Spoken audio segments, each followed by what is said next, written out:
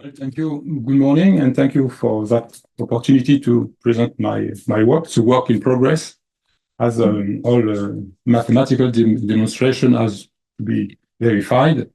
But so I will not enter into all the mathematical details, except if there is question. If there is question, there's no problem. But the main concerns some definition and introduction. We are talking about reciprocity. I was glad to hear that word in that conference because we talk about reciprocity in love, things like that. No, it's the same idea. We're trying to understand from a mathematical point of view. And I was very helped by the George Spencer Brown book because reciprocity begins with the number 2. So there is a sort of a resonance with only 2 can play this game, if we call this game reciprocity. It's a basic concept. It's very ancient, universal, it's profound. It is well illustrated as what's the allegory of the long spoons, which we can find it on the Wikipedia. It's a sort of distinction between the hell and paradise. When everyone has, there is a beautiful food, but everyone has a very long spoon. You cannot eat by yourself. You have to eat your neighbor, and your neighbor eat you to not starve. That's the idea of reciprocity. Reciprocity should not be confused with duality. Duality, I already presented that in the last LoF24 in 2019. So I won't talk about duality this morning. We propose to define reciprocity mathematically as 3 properties of a function from a set onto its set, any set. First of all, f is inversible. There is another function we can compose with f to give the identity. F is equal to its inverse. That's more specific because usually the inverse function of a function is not the same. But now, as all functions are from a set into itself, this is possible.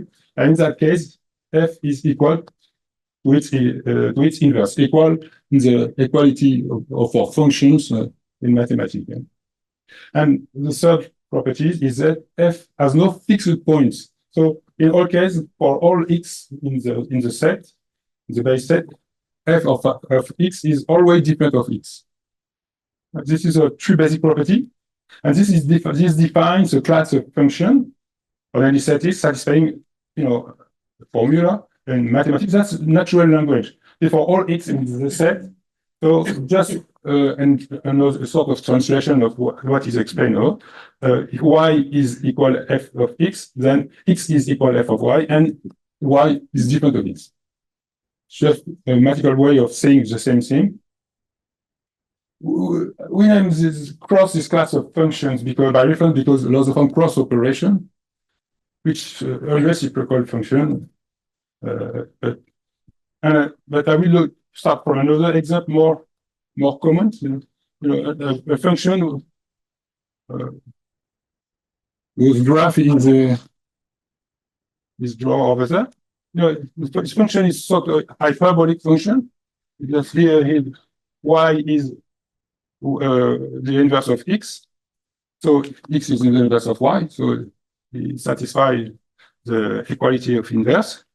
But it's not defined in 1 because in this point in the diagonal, f of 1 will be equal to 1. So this is 2 parts. The graph of the curve is a curve in 2 parts. First part is x greater than 1, and the other part is x less than 1. My question was a sort of obsession: is reciprocity computable? So I think that the answer is yes, and that's why I try to demonstrate. But with a very strict condition, mainly that the computation mechanism has to be non-deterministic. So first of all, I have to express reciprocity as a behavior of a program. I mean, a program you're given any set of elements. If you give that program one of these elements of the base set, so it returns another element. It must not return the same element. But if the same program is rerun with the received element, it returns the initially given element. It's another way of saying the same thing. We always have a flip-flop between two elements in a given situation.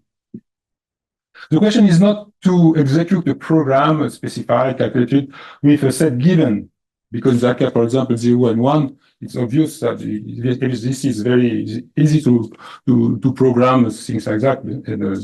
There is no problem. The question is when the set is not to us, what the only specification we know is that the set has two elements, and the program has to guess if any inversible function from that set to itself, which is not the identity, it has to guess that it's necessarily reciprocal. Because if you give an element, if it's not one, it is the other. There's no other choice. But that is obvious for a human, but it's not so obvious for a machine. So to demonstrate that, I will use a program, the abstract program, what we call Turing machine. It's a mathematical way of defining computing. In fact, it was described mathematically by Alan Turing before the computer existed. So it's the best tool in mathematics to talk about computation. Our approach to the demonstration, is based on distinction-based. I call that distinction-based reasoning because we have to be very precise and to try to try to be understood by clearly using precise terminology. First of all, we just start from the supposition and hypothesis that suppose there exists a Turing machine, we call it C, that can calculate a cross function. Remember that our question is it possible to compute on reciprocity? But what is Turing machine? So, to be clear, in mathematics, it's things like that. It's a 7 tuple where we define an alphabet, a symbol in that alphabet, a set of string of sets of symbol. It's called sigma star. We have a blank character defining the string, the blank, the empty cells of the tape, etc., etc. Which is very interesting that we have a transition relation or function. In fact, it's a relation that may be functional. And what defines a deterministic Turing machine? Usually, Turing machine or usual programs are deterministic. I mean, they are functional. There are no several results for one input, but you can theoretically have a non-deterministic program. In that case, there are different paths of computation. So the same input can give different outputs. And this is possible once there is one output possible, we can say that the machine compute. That's the case of any statistical algorithm. So let us return to our approach. To approach that activity of computation, which is a little bit special because of non-determinism, we make a first distinction between the process and the result of that function. That means I try to make a little little drawing of distinction. So these are the two indications: indication, counter indication. You can use a sort of distinction for all activity. I use it for computation activity, which is the one. My boundary, which is my point of view, is a trace of the computation, which is in the memory, on the tape of the Turing machine. In that, what I try to make precise is what is the boundary, what is the name I give to the boundary in my reasoning. This brings two views for the same Turing machine computation: the result, input, output, external or functional, and the processing view, what's happening instead of the transition of the machine that can be deterministic or non-deterministic. And the purpose is to analyze them separately and to reunite them at the end. In that demonstration, we talk about language for describing that computation activity. So I have to be precise between when I talk about natural language of mathematician, which is there is a lot of symbols, and what is a formal language, for example, first order logic language, that there is only symbol, not one natural language word. So I have to make this distinction first, because otherwise everything is mixed up. You can know what I'm talking about. And as I had to demonstrate something, this demonstration must rely on formal language formulas. And each language has its syntax and its semantics. And I don't want to confuse natural language syntax with, for example, for first order language semantics. So inside each language, I decide two sides. So I make a distinction. In fact, I make three distinctions. First distinction is natural language and formal language. And inside natural language, I distinct natural language syntax and natural language semantics. And I do the same inside formal language.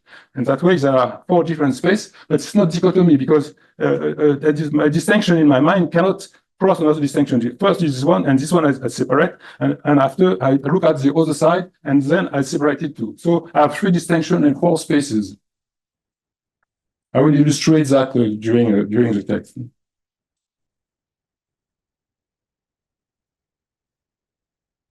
First view, it's a result view. In that view, I use the Turing machine to, I'm just interested in the result. So this can be simulated by executing my supposed existing Turing machine, which name is C, or the string W. String is a string in the set of strings of the alphabet of that Turing machine. And we have a description of the Turing machine, and in the theory of Turing machine, this can be the execution can be simulated by the universal Turing machine. You call it U. It's just a machine that when you give it the description of the supposed existing Turing machine and a string in the set of string of its alphabet, so it can compute. So it gets the same results. For example, though, as this is writing the result of executing Turing machine C on W is exactly the same as simulating by executing a universal Turing machine C on W. And this is different of W as the simulation of this machine is supposed to compute a reciprocal function. And if I simulate the rerun, so in my universal Turing machine, I rerun the result of the previous computation, and I will find the initial input. That's just a simulation. That's what is interesting. This can be formalized by constructing a first order language, a formal language. This is the pure formal language with equality. I just take one symbol sigma. In my head, it's a cross symbol. In fact, it's sigma, but I call it sigma. It's a general. It's just a meta variable on the alphabet, and I construct that my language specifically for that purpose. I use a set of symbols V, 0, and so on. Using equality, logical connector, for example, quantifiers, etc., etc. And there is an equality sign which is written with three bar, not to be confused with equality in natural language. For example, here is equality in natural language. I'm talking about, no. I'm talking about in natural language of mathematician. I'm talking about executing a Turing machine and obtain certain result. I write it that way and not that way. So this is the formula of the pure formal language, and this is not this one. So that's why we have to make the distinction between the two space of language if you don't want to be mixed in such a demonstration. From that first order language, we can construct a formal theory The theory is just a list of a set of closed formulas in the formal language. In that case, there's just two formula, which you see, you can find here our symbol. In fact, in the writing, there is an underline on the side of the symbol, just saying that when you rerun, that is the unary function symbol, you get the same variable, whatever is the content of the interpretation. This is a way of saying the same thing, but the formal way. And this can be interpreted by the simulated computation over there. That gives me a model, and that way I get a formal definition of that computation, and that formulation can be manipulated as a mathematical object. That will be done in the process view, the next one, the other view of the same computation. That view, you can see the transitions of the Turing machine C, which is supposed to exist, when computing a cross function. To do that, I have to enrich my first order language with a constant symbol, bottom, and for each symbol of the state of that Turing machine, remember that in Turing machine, there is a set of states, finite set of states, denoted Q, R, etc. And there is an initial state and a subset of final states. Everything is fixed in the theory of Turing machine. So, as C is supposed to exist, it has all these characteristics. So I can enrich my formal language with one binary predicate symbol for each state of the set. Why do that? To interpret that extended first order language, variables range over the set of closed term, because now we can define closed term inductively from the constant symbol. Remember that in my first view, I had no constant symbol, so I couldn't do that thing. I have to interpret the simulated computation. Now I have a constant symbol. I can build a set of closed term. My unary function symbol is interpreted as a unary function. I have another notation here to the left concatenation of a sigma symbol to the closed term in argument. I mean, if you give me two cross, I can either remove one cross on the left side, or either add another cross. But obviously, this is reciprocal. Okay. And the constant C is interpreted as the empty part of the Turing machine. The quality symbol is interpreted as an equivalence relation, and each binary predicate symbol are interpreted as a reachability relation. I mean, the state of the machine can be reached. For example, this is the final state. It can be reached, and in that case, the predicate is satisfied. Every transition of the Turing machine can be, this is an example, this is a natural language in English, natural language of mathematician with a lot of variable, but it's not the same variable, not the same symbol. This is the formal equivalent of each. And all the transition of that term, of any term, can be described that way. So we have to define an extension of the previous theory, because now we have new constant. We have to assert that the non-empty existence. Empty, it's okay. I have a symbol for the void, but I have to think that cross as a symbol exists, and it exists as the cross of as a solution of the SAT solution. How to get the void? I have to get the void from cross, from adding a cross to a cross existing in that variable. It's not underlined. What is interesting about the name is that the execution of that Turing machine satisfy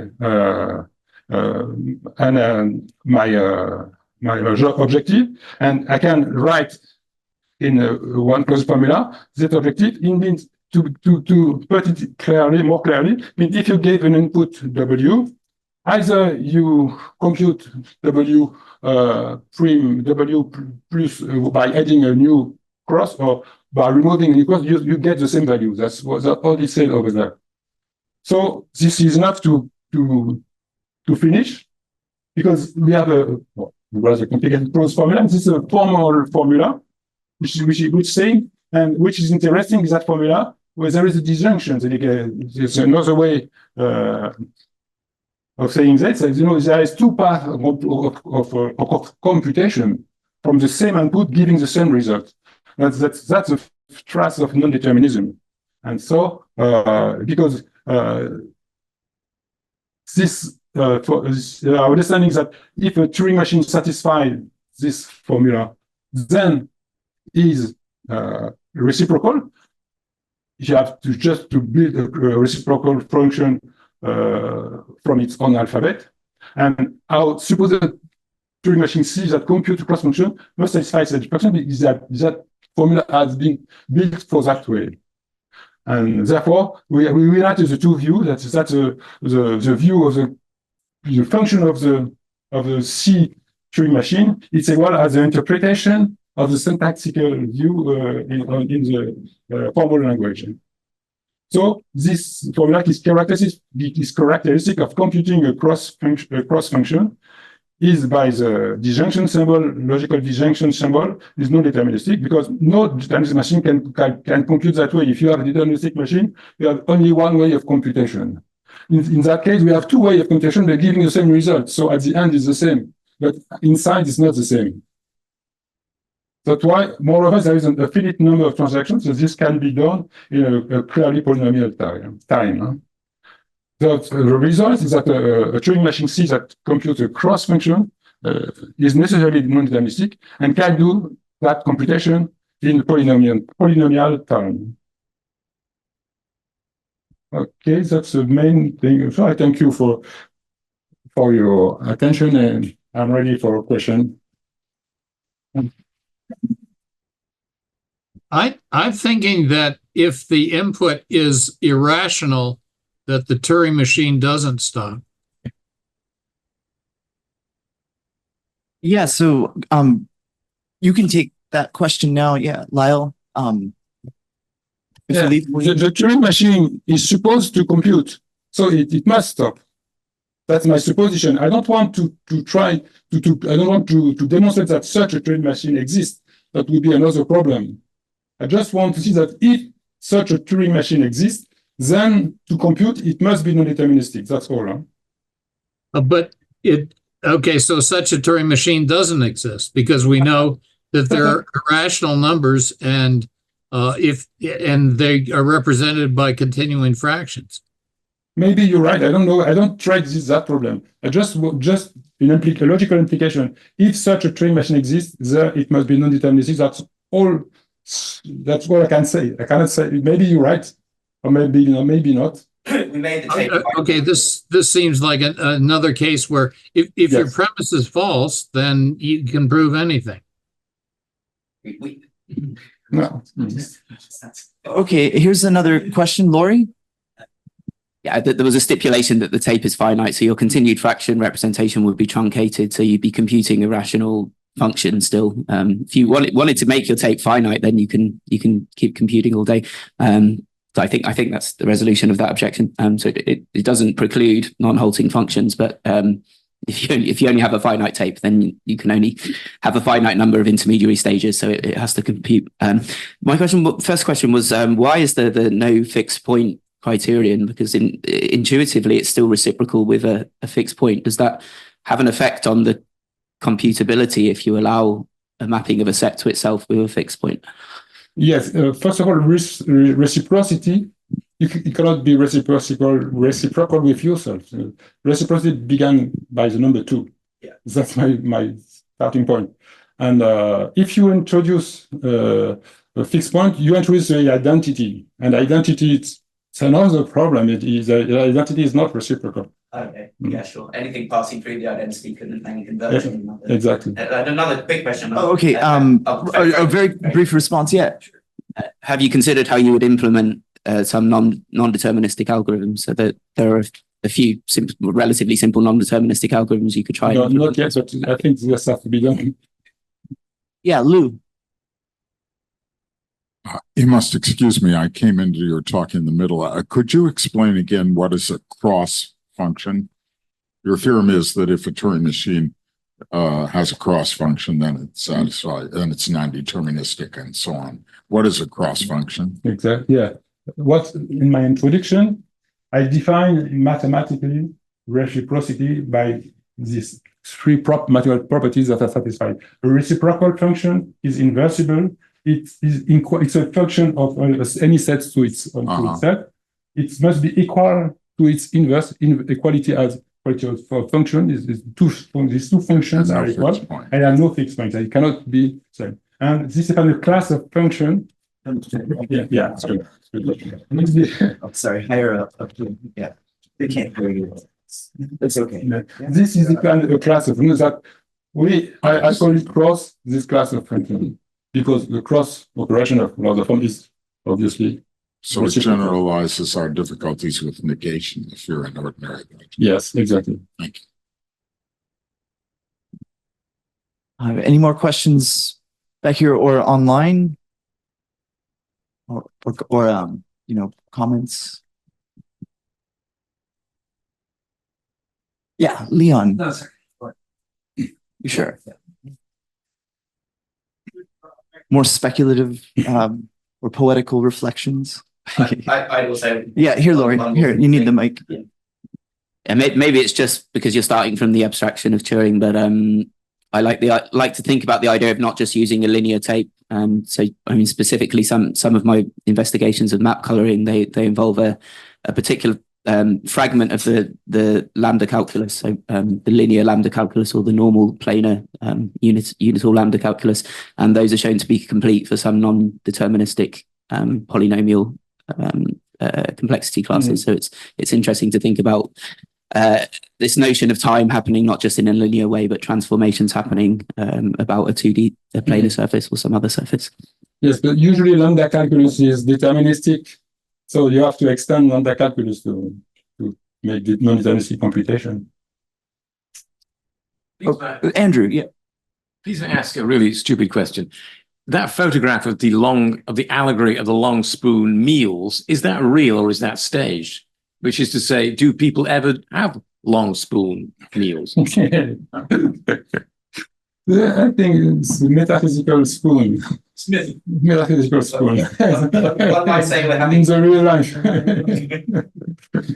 All right, with that, let us thank our speaker. Thank you.